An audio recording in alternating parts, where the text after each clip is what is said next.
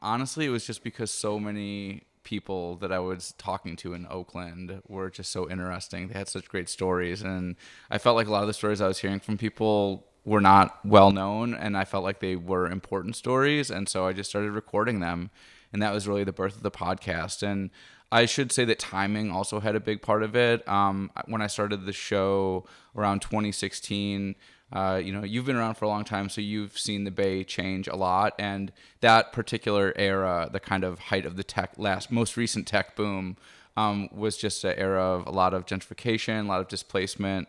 And so I felt like with how quickly Oakland and the East Bay was changing, I wanted to capture the stories of people who in some ways represented communities that were kind of being like displaced, but also so that the new people moving here would know these legacies and understand the stories of the people that had been here for decades before them.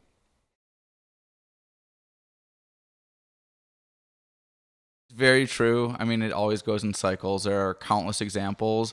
The first one that pops into my mind is actually something that I talk about on my boat tours, because I also do these historical boat tours of the Bay. And that the cycle that I'm referring to is the cycle of ferries. Before the Bay bridges existed in the 1930s, the main way to get across the Bay, the only way to get across the Bay really for mass transit was through the ferry system.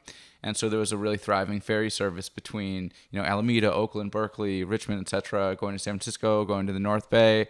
And then as soon as the bridges opened, all of a sudden it just became faster and cheaper. And I think, people are excited about new technologies. And so people started driving across the Bay instead of taking the ferries. And the ferry services almost all went out of business. They shut down, and a lot of them were gone for decades.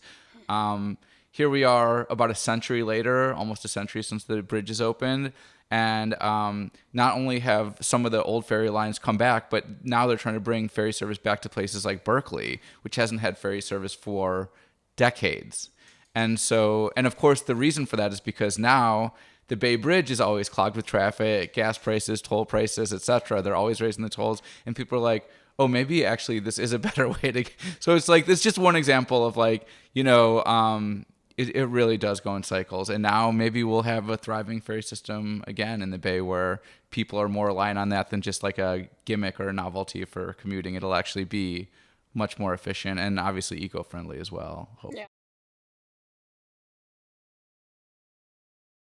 Um, I didn't really know what to expect when I started it. I do have a background in journalism, but I'd never done audio journalism before.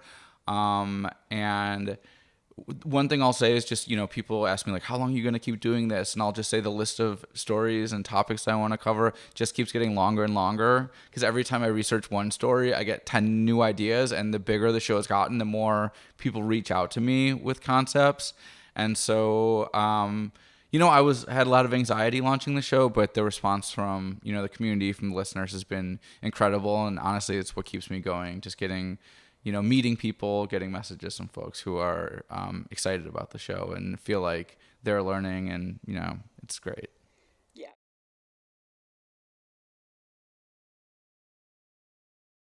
Oh, That's a huge challenge. Right yeah. now, I'm doing research on an electric streetcar network called the Key System that predated BART, predated Muni, AC Transit, but it kind of shut down like not long after World War II for various reasons I'm going to get into in the story. It's a little bit controversial, but I've been trying to track down people that remember riding it.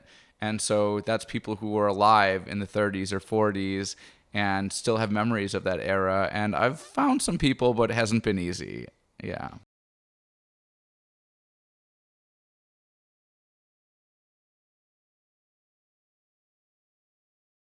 If it's a topic that's like really difficult or controversial, I'm not telling people, or I'm not trying to tell people what to think. I'm trying to present the facts, and then people can figure it out for themselves. And so, yeah, I mean, it's really just comes down to trusting that relationship with the audience. And I mean, sometimes people disagree with me, but they can't. I'm not trying to put out like propaganda. Like, Yeah. I feel like as long as I've kind of got the facts and I'm putting them out there, people might be upset about that, but history is very uncomfortable in a lot of ways. Yeah. So, and I try to do I do try to take on topics that are really tragic sometimes, really difficult sometimes, but I think it's important to like learn lessons from those chapters of history.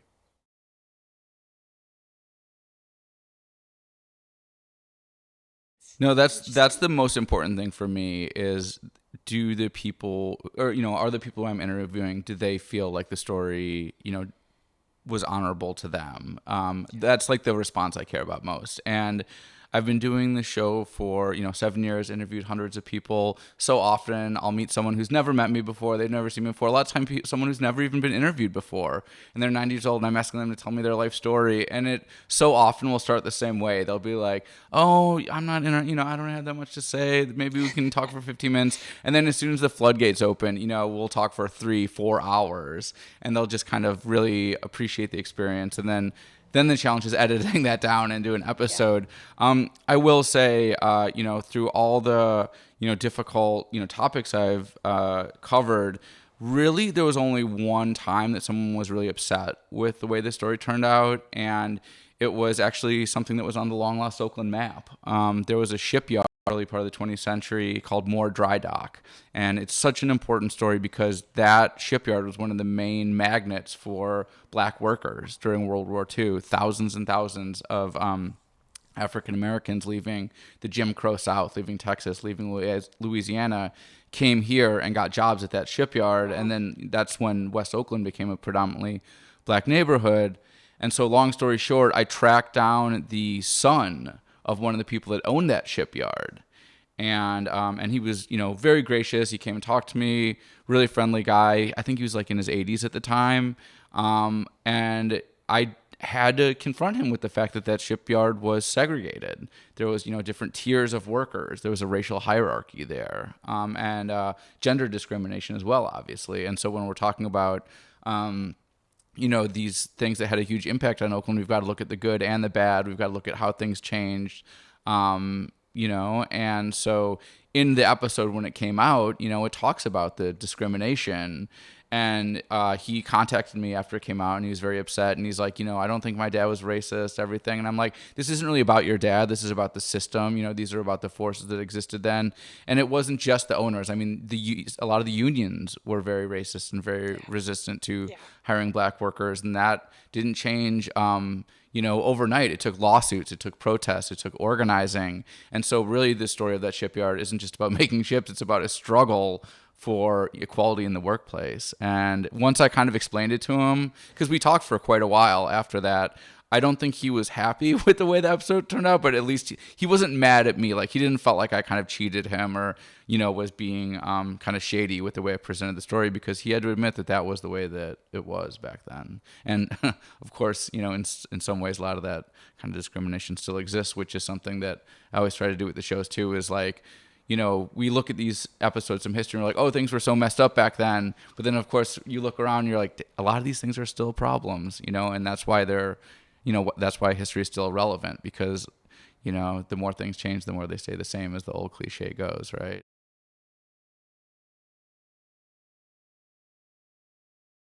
Yeah, absolutely. There's a couple topics that come to mind. One is there was this woman named Jessica Mitford. She was this I don't even know. It's like hard to sum up the story. She was like this British aristocrat woman who grew up in this like really like famous family, but then she became a communist and came to the United States. And her husband was like one of the early guys in the National Lawyers Guild, and she was really one of the first people to organize against police violence in Oakland in the 1940s. She was going around interviewing black workers who had basically been jumped by the cops after payday and essentially been like robbed by the Oakland police in the 1940s. Wow. And this made a huge deal. Like, it brought state attention onto the OPD, and it was really the first investigation of its kind around here. And then she went on to do a really famous book about basically exposing exploitation in the like funeral industry, the way that like a lot of funeral homes and those kinds of related services were really taking advantage of people at their most vulnerable moments. Went on to become this bestseller.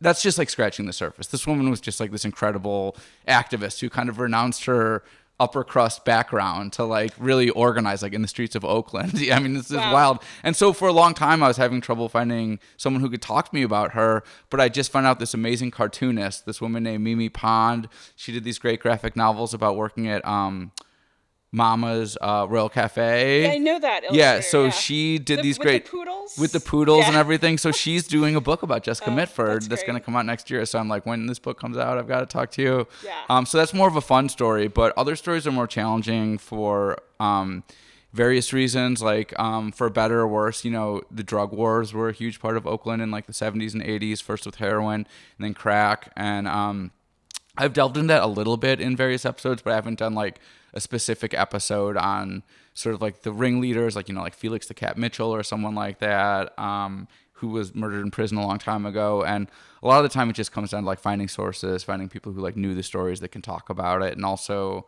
trying to present these stories in a way that doesn't feel like true crimey.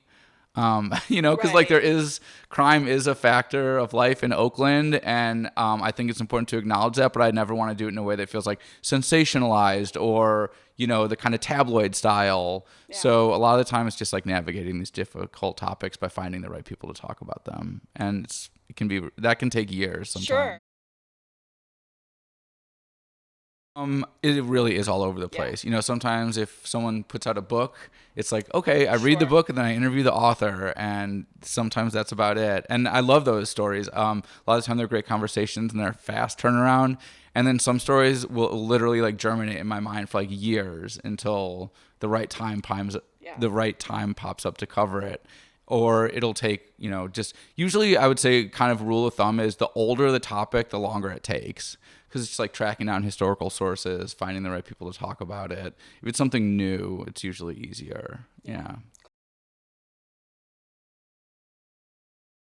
It's very difficult to choose, obviously, because there's been so many great people I've interviewed. But, so I'll just kind of say the first thing that pops into my head, which is I did an episode about moving buildings. Like, for example, when they were like building the 980, they picked up all these historic Victorian homes and moved them into Preservation Park to Right. preserve them.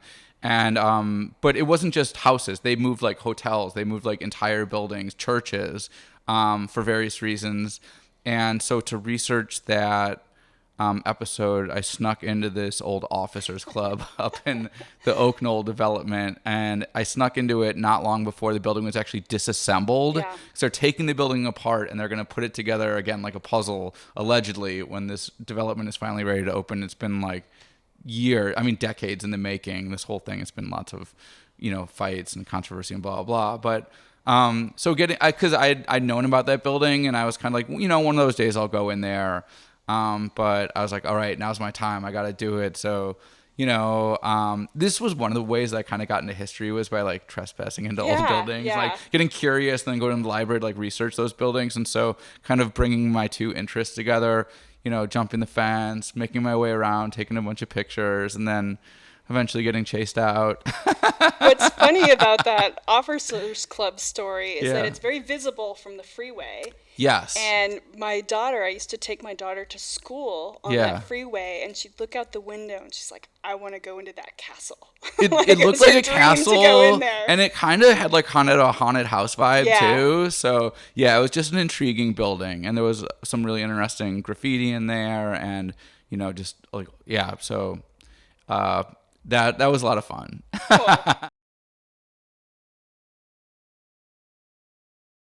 You're familiar with the show, and most of the episodes involve me interviewing at least one, if not several people, and kind of tying a narrative together, doing like more of a Q&A style. So I lived on Telegraph Ave for 10 years, and my office like looked right down onto the street.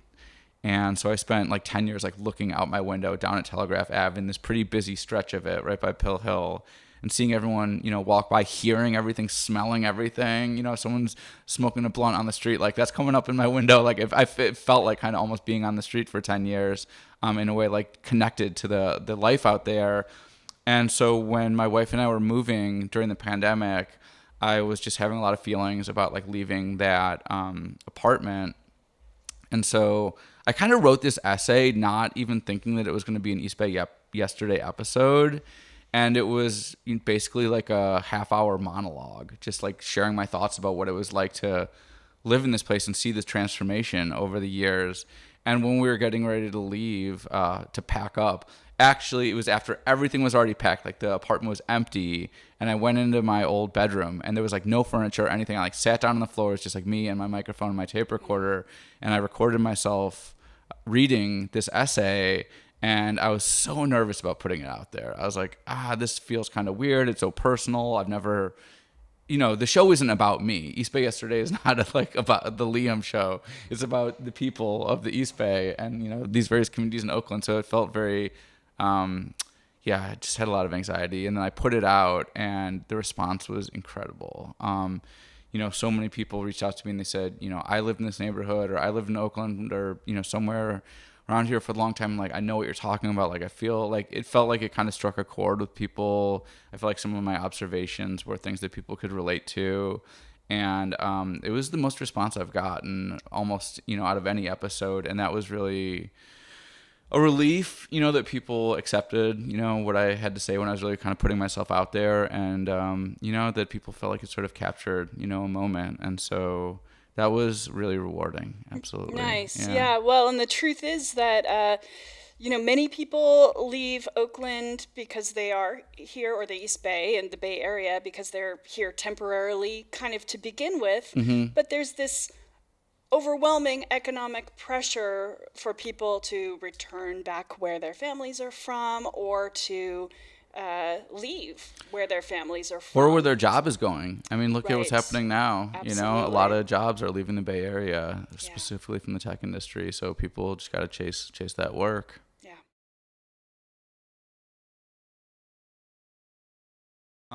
So around the George Floyd and Breonna Taylor uprisings in 2020, obviously a lot of people were thinking about police abuse, police violence, and again, I don't always tie my episodes to current events, but it felt like this was a topic because one of the things, a lot of young activists were getting involved for the first time. I saw the youth march come up Broadway, and it was thousands and thousands and thousands of kids marching up Broadway to protest police violence.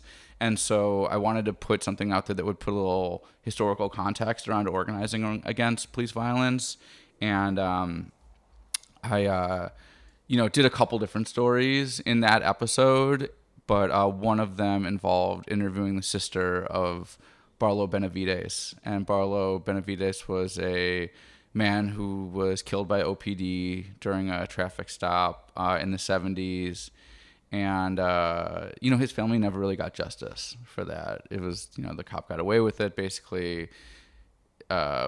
It's still very hard to talk about to this day for his family members because they, were robbed of his life in this really brutal way.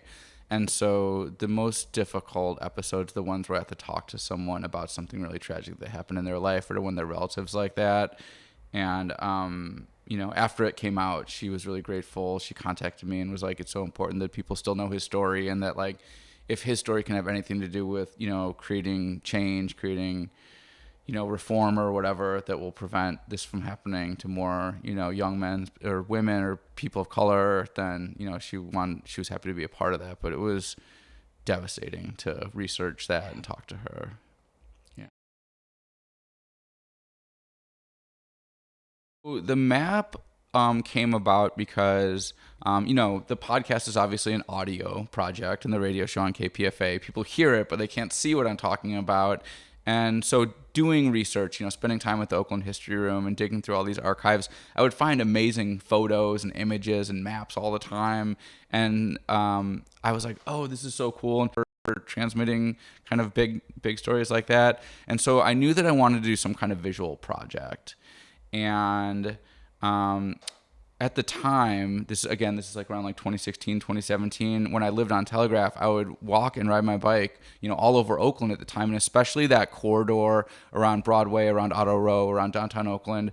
It just felt like every time I would leave the house, some building was getting torn down and some new building was going up, and it was disorienting. I would be, I'd pass a building every day for 5 years, and then it would be gone, and then new building would be there, and then a couple months later, I'd be like, what used to be there again?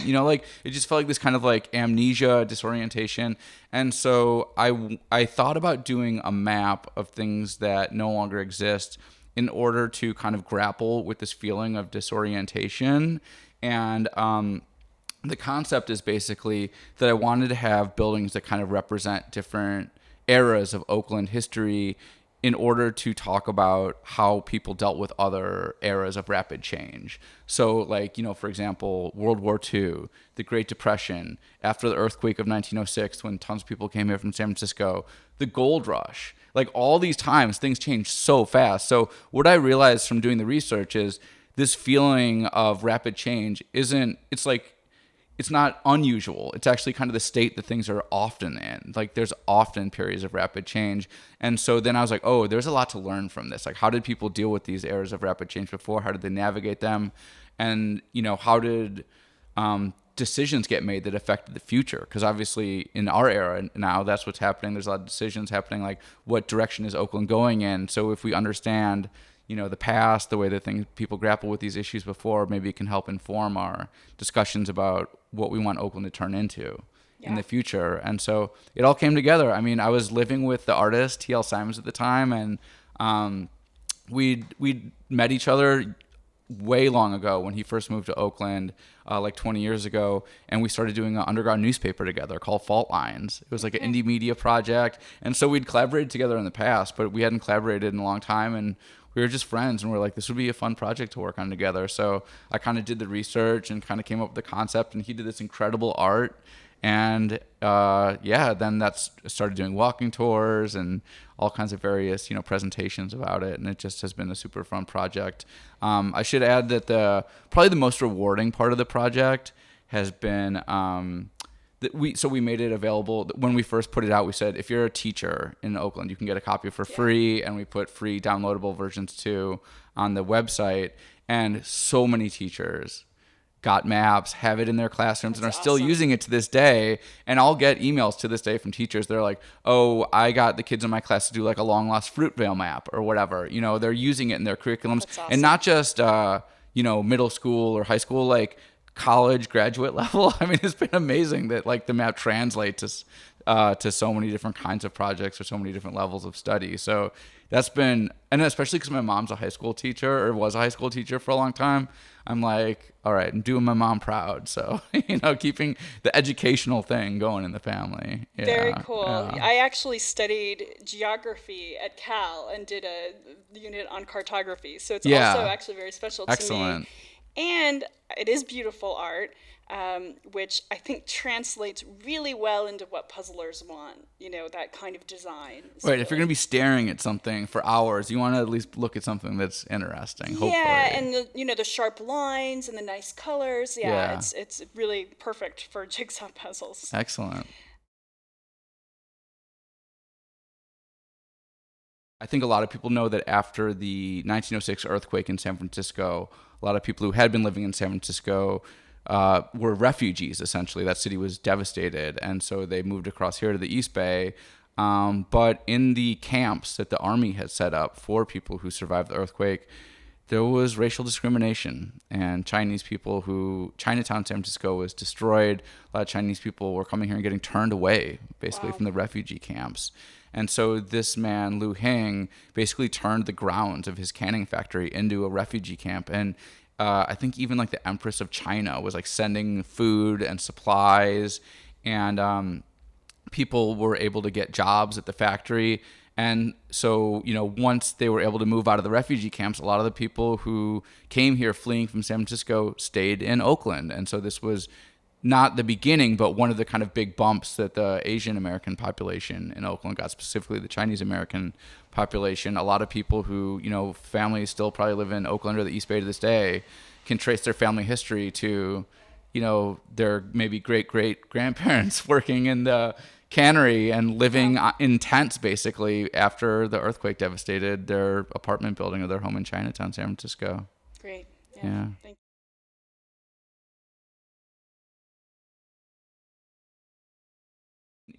you. If you weren't aware of it, you would never notice it probably, but there's a lot of streets in Oakland that kind of have these like curves to them and turns, and that goes back to the fact there used to be streetcar tracks crisscrossing all over the place.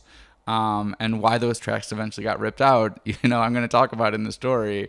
But So the key system was just like, and I should say, yes, it was great that there was this public transportation system, but essentially it was, it was privately owned, and the people that owned it also were real estate developers. So essentially what they would do is they would buy, a plot of land somewhere on the edge of town, and then they would build a rail line out to it, and then they would subdivide that, big tract of land and build houses. So it was essentially a real estate development, scheme that did benefit, the people of Oakland Sure. by having, public transportation. But this was, people who were trying to make money off it. And honestly, that's one of the things that brought it down too. Wow. And then in terms of the shell mounds, this is, I think, a really important. I'm glad we're talking about this because the map is about things that no longer exist, and it's so important to emphasize the fact that Ohlone people still exist. Ohlone culture is still here. Just did an episode about land rematriation up in the Oakland Hills at Renimu Pulte Arikne in Joaquin Miller Park. How Sigorte Land Trust is like bringing back indigenous practices in terms of land stewardship. And so right off the bat, we just got to acknowledge that like there's still people that speak Chichenyo. There's people making Ohlone-inspired food up at the cafe on the campus. That culture is really, I think, having kind of like a thriving moment right now. But the shell mounds, for the most part, are not visible anymore. And so we wanted to acknowledge the fact that, the Spanish arrived here and kind of started the mission system in like the late 1700s. That was less than 300 years ago. Yeah. Ohlone people were here for maybe 10,000 years, or like the Ohlone people and the people, their ancestors were here, some might say from the beginning of time, right? So thousands and thousands and thousands of years, millennia. And so, obviously if we're doing a map about the history of Oakland, we've got to acknowledge that. And unfortunately, most of the shell mounds were, leveled. A lot of them were looted, essentially. A lot of the remains ended up at UC Berkeley's campus, for example, which is still an ongoing controversy. But yeah, we wanted to make, and we did try to map roughly where the shell mounds were located. So the shell mounds that you see on the map do correspond to some of the largest shell mounds that were still recorded back before they were, paved over. And those are still sacred spaces, even though the shell mounds are no longer visible. So we just wanted to acknowledge that. And also, there are still shell mounds that are slightly visible throughout the East Bay, but people don't want that to be public knowledge because, again, they're worried about people coming like looting or desecrating the sites or, just doing something disrespectful. These are sacred spaces. And so it's a really challenging topic. And that's why, when I do that episode, I'm not the one telling the story, right? I'm interviewing Karina Gould, and she's a Ohlone descendant, and it's her story to tell. And so I always try to, if I'm covering a topic, get the people whose story it is to. The way that I think about it is I'm creating a platform for other people to share their stories and have their voices heard.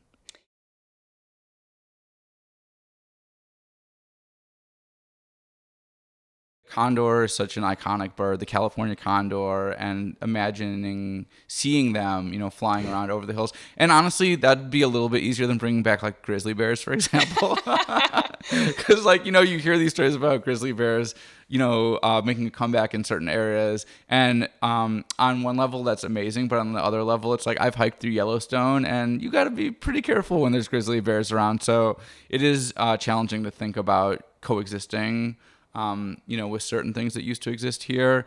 But, it's really like some days I feel good about that idea of, optimistic about things coming back like the condors. But then, like the salmon season is shut down right now because salmon populations have gotten so low.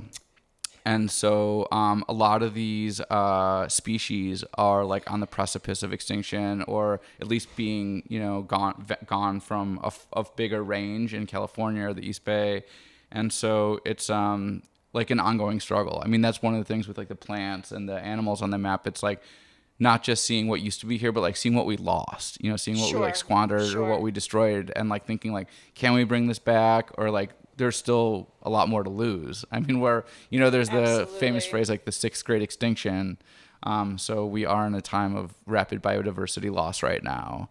And hopefully, if people are inspired by projects like this to like do more native plant restoration or, animal support, that'd be great. Cause it is like, once you lose something, like the like the California grizzly bear. I mean, that subspecies is extinct. Yeah. Those are never coming Right. back. So, Yeah, and not yeah. to be Pollyanna about it, but they're also, they're seeing interesting changes in Lake Merritt because of the estuary work that they've done there, and even Salsal Creek has started to see more fish spawning there, which so again, Seeing Lake Merritt change over the last 20 years has been incredible. yeah, It's, definitely up and down. Sometimes I walk around Lake Merritt and I just see all the trash floating around, and I'm like, oh God, why? But, seeing all I mean, I saw a seal in Lake Merritt once, which was, I never thought I would see that. It actually, yeah, like, I think it that's was chasing amazing. like the smelt up or something like that. But,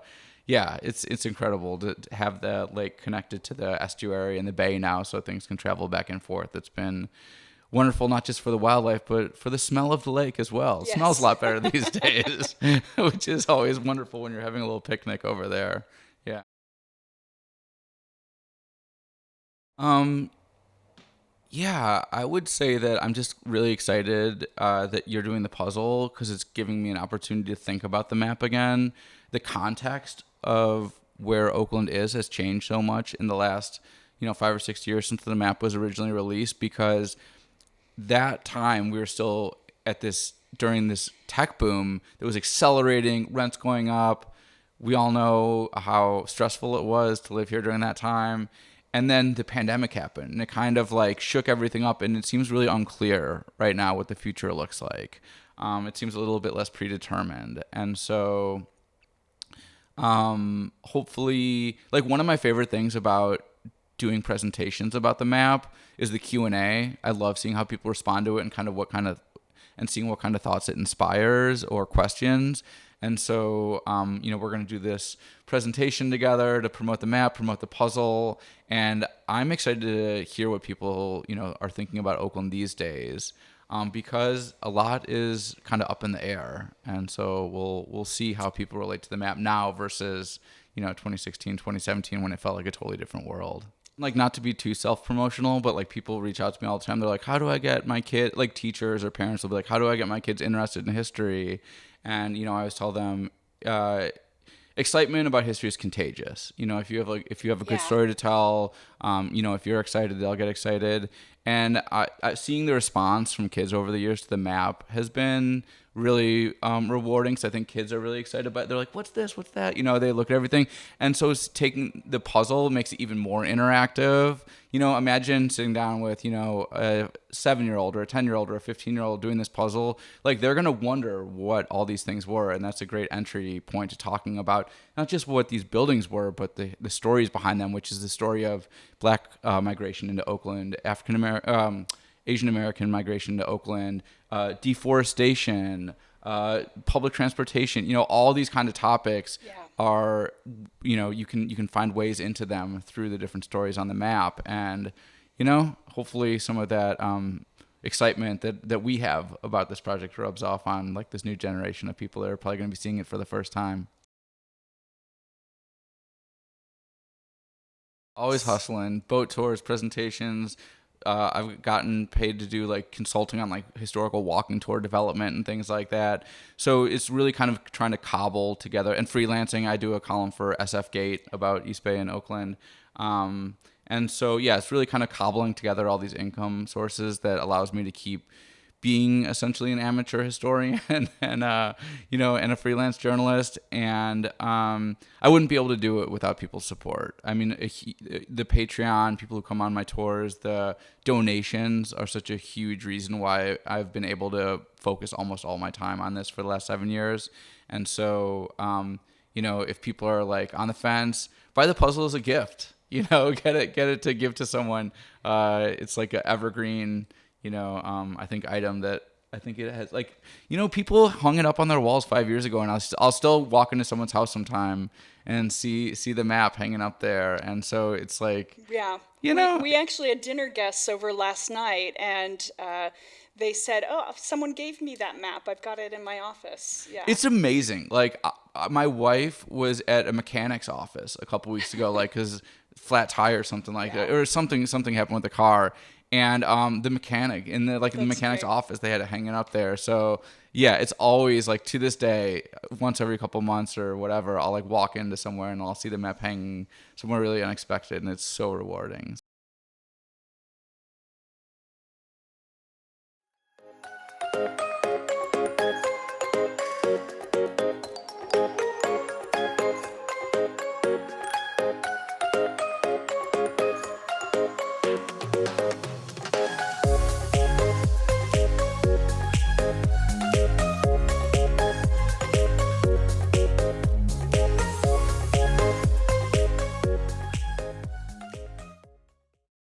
My next fantasy, if anyone's watching this, Long Lost Oakland life-size mural. If muralist wants to do a giant mural somewhere on a wall in Oakland, go for it. That'd be rad.